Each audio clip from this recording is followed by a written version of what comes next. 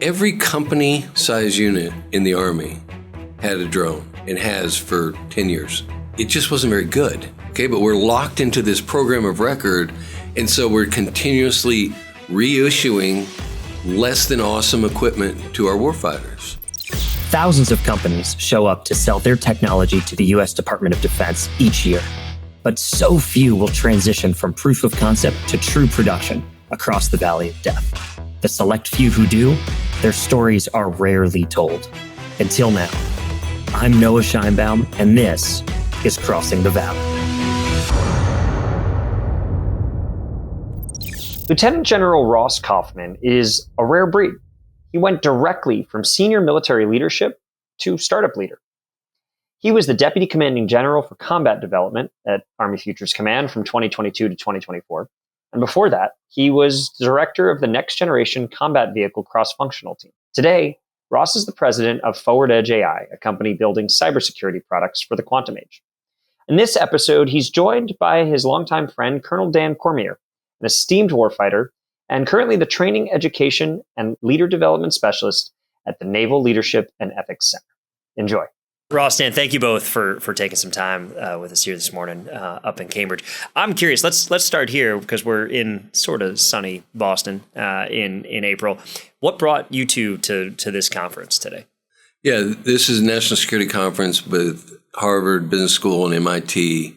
They bring the greatest minds in national security, and I came here to learn, first of all. Part of it, my company, Forward Edge AI, has been down selected to one of 5 competitors for a pitch competition. So we're here to present our product and hopefully win a lot of money. I love it. Dan, how about you? So I'm here. I actually enjoy hearing all the different views. Certainly we have a very contentious time in the United States right now. And I think when you come to conferences like this, you get more of a reality check on what's really going on behind the scenes when you can escape kind of the news bites and things like that. Yeah, it's. I think we're under Chatham House here, right? Or at least last night we had the former National Security Advisor, former SecDef today. It is interesting. And Ross, let's maybe pick up where you left off, which is you're here pitching your company. Not a lot of retired generals make that decision to come join a startup, and certainly not to sing for your supper at a place like this. I love that decision. It's a bold one. Talk us through what that process was like for you. My last 7 years in the Army, I was in the tech space. I was on the Army Futures Command. I started in Detroit and got really deep on autonomy and robotics and vehicles, and then took my boss's job. So the portfolio spanned from satellite payloads all the way to vaccines for monkeypox. It was huge, and I got to look at tech each and every day. And when I came across Forward Edge and I met the founder, I knew that was a place for me. They were focused on their core values, which were national defense, public safety, and national security. And once you spend 35 years looking evil in the eye, then you want to continue to be part of that solution and protect this great nation of ours. And so when they offered me the president's job, I said, yes, it's neat, it's exciting. We have about 35 people in the company, and we're launching our product this year. So really, really exciting, great timing. And I think we can change the world. It's an amazing, and not only is it a startup, it's a really early stage startup. Your pre-product launch. I mean, what's that been like from someone who goes from having a staff and having every minute of your calendar kind of owned for you to making all those decisions and having all that latitude? Well, it's great because we've got young engineers that are solving really hard problems. And I don't want to be a part of something that is, pumping out the next pair of shoes. Okay, that's not going to help our nation. It's not going to help the world. When I decided to join, in fairness, I didn't know exactly what it was going to be like in a startup. I think if you're going to be successful in this business, when you get up out of bed in the morning, you start thinking about how to make the company successful, and you're thinking about it when you put your head on the pillow at night. I mean, it is a 24-hour-a-day venture because the mission will not succeed unless you give it 100%. And so I'm committed to that. I'm committed to this company. And our founder is just amazing. So if you got a good product, a good founder, and a good mission, I don't know why you wouldn't join. Yeah, Dan, that's actually an interesting segue maybe to where you are now, which is, leadership matters. Finding people that you can trust, that you can follow, is maybe the greatest gift of all. And so you're now in a phase of your career where leadership is a big part of what you're focusing on. Tell us a little bit about how your transition from operational warfighting to education. Yeah, so I teach at the Navy's leadership school in Newport. I'm mostly focused on the senior leaders. And one of the things we find is, as you move up in rank from more of a direct leadership role to an organizational enterprise role, that leaders also need to develop their mindsets, develop their mental acuity so they can deal with more complex, complicated type problems. And not everyone's fully prepared for that. So part of it's just opening that window, letting them see the challenges that they're going to face, and then arming them with the tools and stuff to be more effective in that space. It's an incredibly important mission. And I think, you both have seen this many different angles. We're here talking about technology. A lot of people talk about products. At the end of the day, everybody's here, should be here because they care about mission, right? And ultimately it's defending our country and our allies. What's, as you've seen kind of this evolve, this conversation evolve in the last few years, what are we now getting right? And where are we not as a country still maybe getting this wrong in terms of the speed with which we need to be creating and then adopting new technology for this mission? Yeah, I think one thing that the DoD does very, very well is establish bureaucracy. Okay, we are pros at that.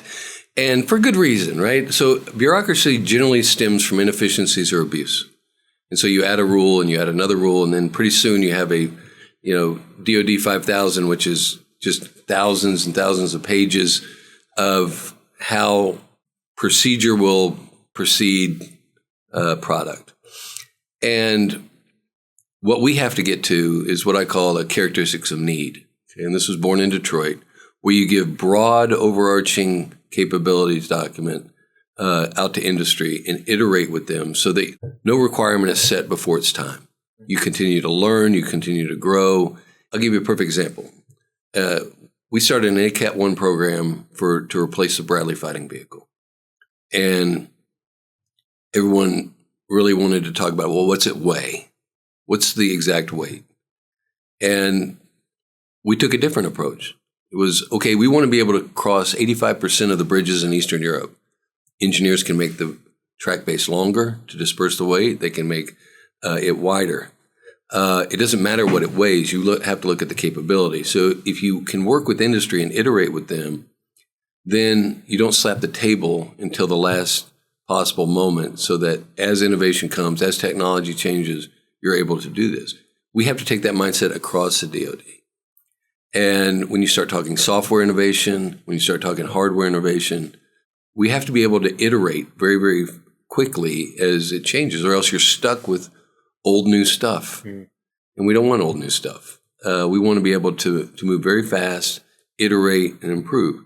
Along with that, the contract vehicle has to be set so that industry makes money and the government gets what they want.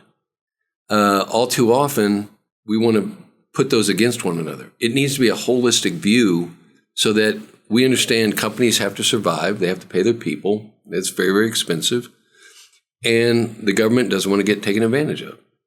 So by putting policies in place that allow you to move fast, protect both parties, and get the best technology in the warfighter's hands, that's where we need to focus. Maybe take the other side of this is like, you have a story of when this didn't go well, or like when you were given something that did not meet your needs or that you did not want to use, but that had met kind of an acquisition process that someone created? I think you're getting at a bigger point, which is this over-bureaucratization of the government, and the military in particular, has led to lots of roadblocks to things like innovation and adaptation. We see it in our leader development space as well, where, when I ask the question, like, what's the perfect lieutenant? What's the perfect young officer, ensign? And usually you want someone who's highly motivated, who can perform a task to standard every time without fail, without a lot of supervision, right? And that's great, but that's really a compliance-based approach. But when you start saying, well, what do we want for senior leaders? I think it's a very different individual. We want someone who can balance things like risk, mission, resources, time, people, and make the best judgment to accomplish the mission and get things done. And that requires dynamic thinking. That requires a different person. And our bureaucracy basically stands in the way of that development because leaders, in my personal experience as well, we get forced into these cookie cutter processes that somehow, we all hope is going to lead to some sort of success, and they don't always bear fruit. So I think what we need to do is break out of this simplistic way of doing things. We need to debureaucratize. We need to burn things like acquisition processes to the ground and start over in a way that's actually going to be effective and efficient to meeting our warfighting needs today. I'll give you an example. So, everyone's talking about drones, right? It's wherever you go. Every company size unit in the Army had a drone and has for 10 years. It just wasn't very good. Okay, but we're locked into this program of record, and so we're continuously reissuing less than awesome equipment to our warfighters because we're locked into this draconian method where that is the provider. We cannot deviate. So you have fixed wing drones that have to be thrown by a soldier that are not necessarily great. The new chief of staff of the Army came in. He ended the program. Him and the secretary ended the program and said, we have to be better than this. The technology has surpassed the capability in the field. And now we need things that give me 20,000 quadcopters on a contract. And when those are done, they're done. Yeah. There's no large sustainment trail to this. And then we get 20,000 more. And we get 20,000 more. It doesn't have to be the same. But that 20,000, the company that wins the 20,000 contract, it has to be profitable. Right? What a lot of people don't understand outside the DoD is when a civilian company is bidding on a contract, there's their probability to go and probability to win. Okay? All too often, when the government buys something, it's at a discount, unbeknownst to anyone. Even if when you say, oh my God, we're paying X million dollars for this piece of equipment, it costs more than that to produce by the company. But they know over 20 or 30 years, they're going to make it up in sustainment. So they've discounted the price. If we do this, we have to understand the fully burdened cost of production and then pay for that so the company can make money, fully understanding that we're going to turn another contract and another contract and another contract. And the first company can compete, but if they're not at the cutting edge anymore, then the warfighter needs the newest and the newest and newest. And it's a new paradigm that needs to be addressed. Warfighter deserves competition, right? Versus locking folks into something. I think there's an interesting discussion right now, and I wonder how it ties to the cross-functional team and other places you've been, sir, is around where is there room for giving soldiers 5 of something, or giving them something that's maybe not it's not a DRL 9, it's actually newer. We want to bring them into a lab and let them play with something and figure out how to make it really good versus something that's got to be fully buttoned up. It's got to go through the years of testing. It's got to be certified in all these ways. I think there is that kind of tension. Traditionally, people talk about hardware versus software. I don't think that's the right distinction. But how do you think about making acquisition decisions around when something's got to be tested 8 ways from Sunday and when it's okay to give it a little bit more raw? For me, it comes down to cost. Okay? So if a company says, well, this is relatively cheap compared to everyone else, but it still costs the same as a Lamborghini, it's not cheap, right? So no taxpayer would have a problem with saying, for $200, we want 20 of those things, and we'll ship that out. That's not a lot of money. But what we see all too often is, okay, it's 20 at $300,000 is a significant amount of money, right? There's no such thing as budget dust. Every taxpayer dollar counts. And when you're racking and stacking those things that you can iterate on and they're disposable, they're attritable, whatever term you want to use or adjective, for me, it's all about the taxpayer's dollar and the warfighter and balancing those two needs. So that's where I come from. Dan, how do you think from a training standpoint? One thing I observed, and we've had some conversations on this show and others around, is this explosion of innovation organizations. Everybody's got an innovation organization now. And at some point, I think, you need that big bang to kind of shake the system a little bit.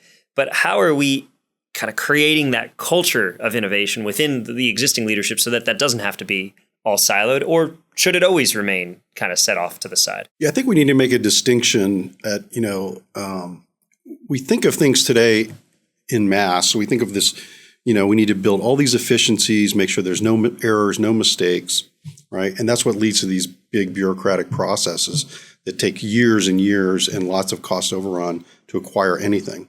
I would prefer we move towards more of a guild system where we say, hey, look, this leader is fully competent, fully capable, and we're going to empower them to make the right decision in this case. We didn't see that even in warfighting in places like Iraq and Afghanistan. Like who's accountable for the loss of 2 wars? One could argue that how do you hold someone accountable if you don't empower them to make all the decisions? So when everything's being managed by a group, overly managed, I think that's what has led to a lot of our problems, not just in the acquisition space, but also in the warfighting space. Sounds like we got 2 Doge fans here. I don't know. We're not not getting pulled as a joke, but there's some amount of right sizing and accountability and rationalization, all this. There's no American that I know, okay, totally apolitical on my end, but there's no American I know that doesn't say, wow, I wish the government was more efficient. The manner in which you attain that efficiency is debatable, but this is our hard-earned money that's given to the government. We want it to be efficient. We want it to be spent, and we want it to further our nation's causes, which is, democracy, security, and supporting our friends and allies around the world. Everyone has a part in that. It's really well said. Yeah, and I wouldn't say that. I mean, I think if you listen to the airways, you get a biased perspective. Either it's all great or it's all bad. And I think most Americans who are more informed are trying to find that middle ground, figure out what's good about it, what's bad about it. We don't usually know what's going on behind the scenes. What's the logic behind some of these things? At the minimum, I think this is a very disruptive phase in our government, and we're seeing a lot of disruption in Washington. And in some ways, that's also an opportunity to recreate and rebuild things in a way that's much more effective. Yeah, that's really needed today, particularly in the warfighting space. Let me ask you one more, and then I want to end with kind of what you're optimistic about in that way. We're here. There's a ton of people starting companies, working at early stage companies, investing in companies, looking to buy from these companies. I'm curious. You're now, Ross, on one side of it. Dan still kind of training the future on the other side of it. As you guys think about what, from your time in service, what these startups need to understand or maybe do not understand about approaching someone like you making, future capability decisions, or, someone who is leading operational warfighters, what do you think are the 1 or 2 most important things for young companies to understand about how to get from, hey, I got a cool new science project, to something that is used at scale in the military? First of all, don't make assumptions. Get facts, right? What is the applicability of the technology that you have? What problem is it going to solve for the government? And I would seek counsel. I would seek consulting to say, I believe my technology can solve this problem. But more often than not, with founders that I talk to, they don't see the 8 other applications of that technology. And so they pigeonhole themselves in a single solution, and they only go in one direction, when actually there are multiple solutions out there to problems that exist. So number 1 is have a broad scope and get help with understanding. Number 2, believe it or not, the government is here to help. Okay, the SBIR program can fund your R&D, and it's all designed to learn. So oftentimes we think the SBIR program is to deliver a product or a capability. It's not. The government is funding SBIRs and SITRs so that we have a much broader research and development across the entire United States. And it's okay to fail, right? These TPOCs that manage these programs are saints. They have incredible amount of caseload.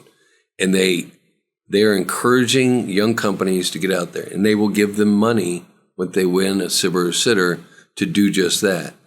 Use that to hire people. Use that to learn, and then roll it out into a product that then can be commercialized and sold. Because I don't believe there's few exceptions, like a tank But most technology is dual use by nature. The Army, the Navy, the Air Force, Marine, Space Force, they're so big. They run little cities. So if you have something for utilities, that's applicable, dual use. If you have a personnel software, that's dual use. There's almost anything that's being done in the civilian world can be done with the DoD, and they need it. So think broadly and use the government to your advantage, because that's what it's there for. I think Ross hitting on two great points. First is everything's probably dual use, and the second is you really have to understand the context of how it could be applicable on the military side. And I think that just starts with conversations. Too often, I think folks are, they're just not in that group, right? So that they find it very hard to make it relatable or to relate to what the warfighter might need. And I think that's where you just got to go out and be proactive and find people to talk to and find ways to build that context so you can actually figure out what are all the applicability for this technology. We got to get you guys off to the innovation showcase. Looking forward to hearing the pitch. Leave us with some words of hope, of some optimism as you see this. This conference alone has grown from, I think it was 250 when it first started, 500 last year. It's 1,000 people this year. The momentum across the country, I think, for interest in building in the national defense is growing. What are you most optimistic about for the United States today, sitting here in April 2025? Yeah, so there's three legs to this stool. There's venture or PE, there's startups, and there's government.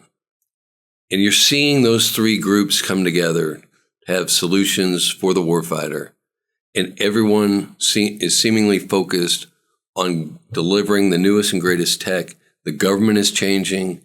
VC is backing new defense tech companies. I think that is absolutely encouraging for all of us as we look to the future, that those three legs of the stool are coming together. And then it has to be said, the American entrepreneur is incredible. I mean, they are absolutely innovative, great ideas, great tech, and it's what's going to allow us to win not only the competition that we're in now, but any future war. So I'm very bullish on where we stand on innovation-wise within this country, and I think everybody needs to get behind that. Yeah, and I would echo that as well. I think what we've seen, over the last end of the Cold War is this huge bureaucracy, huge processes that really created enormous artificial barriers to entry for things like startups. And I would argue that today's an opportunity for those great ideas to float upwards and be integrated into our systems. So I would encourage startups to seize the day, carpe diem, because this is probably the best moment you've seen in America for a startup with a great idea to break into the system in the last half century. Amen. I love that. Let's leave it there, gentlemen. Thank you for making the time. Good luck on the pitch. Appreciate you. Thank you for your continued service to the country.